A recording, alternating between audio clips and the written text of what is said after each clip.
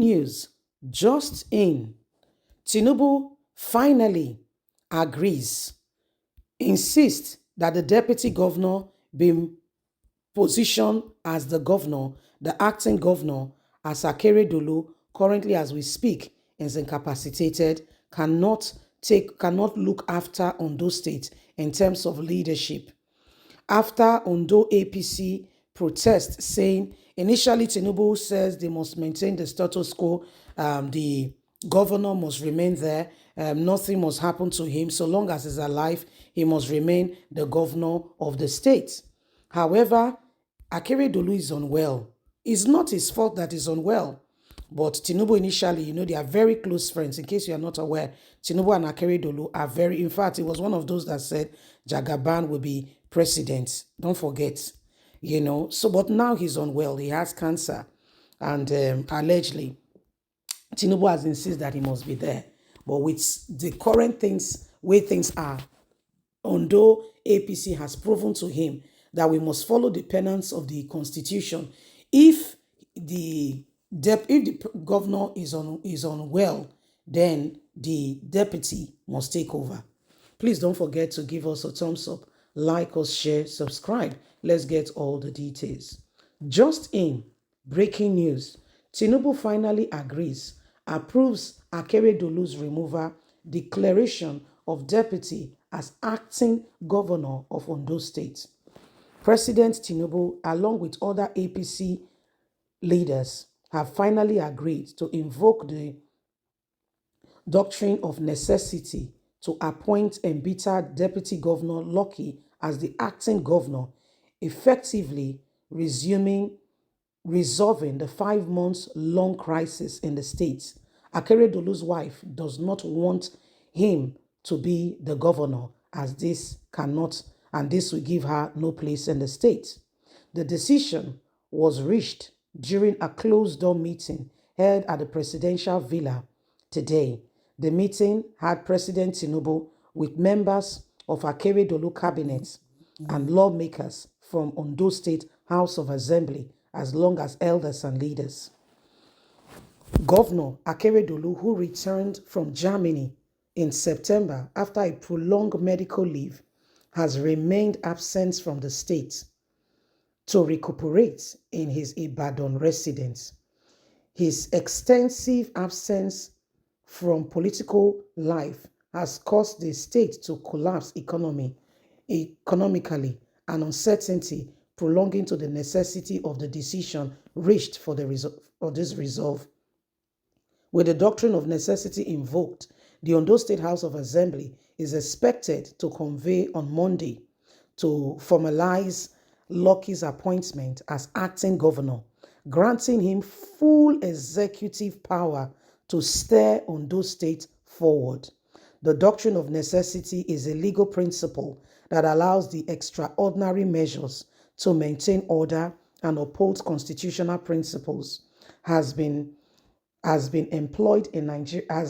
previously been employed in Nigerian political landscape back in 2010. It was invoked to resolve a similar crisis arising from the prolonged absence of the then president Umaru Musa Yar'Adua, paving way for Goodluck Ebele Jonathan to assume the role of the acting president, then when Umaru Musa Yar'Adua was critical at the point of death. President Tinubu's intervention was driven by concerns over the escalating political tension in Ondo State. Akeredolu's family do not want anybody to take his place. Akeredolu's absence has brought about power struggle between the cabinet members and lawmakers.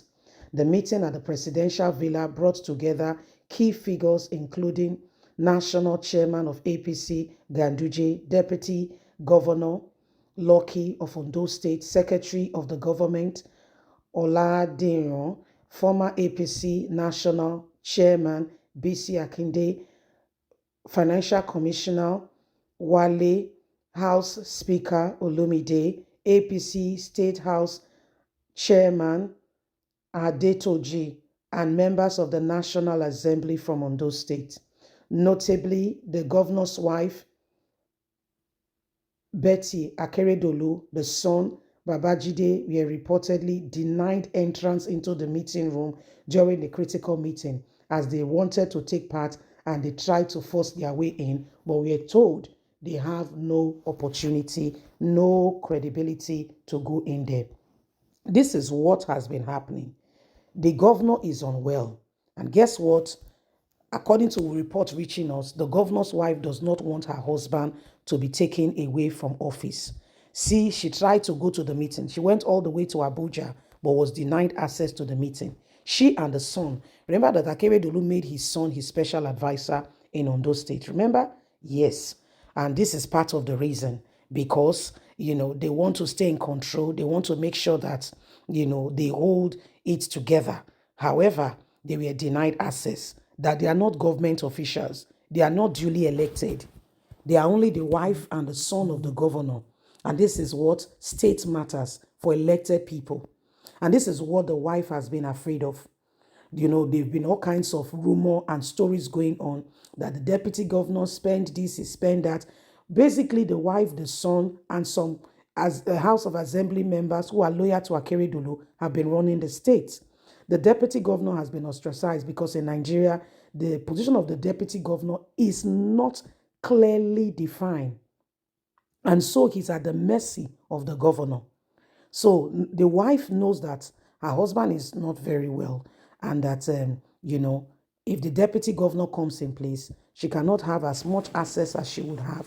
And so she had made it, almost impossible for the deputy governor to become governor. But as it is now, Akeredolu has returned since September and has not been able to come to Ondo State, not because he does not want to come. It is beyond him. And as we speak currently at the moment, from Monday, the House in Ondo State will begin to put things together for the deputy governor to be in the acting capacity as the governor. This is what they don't want. This is what they don't want.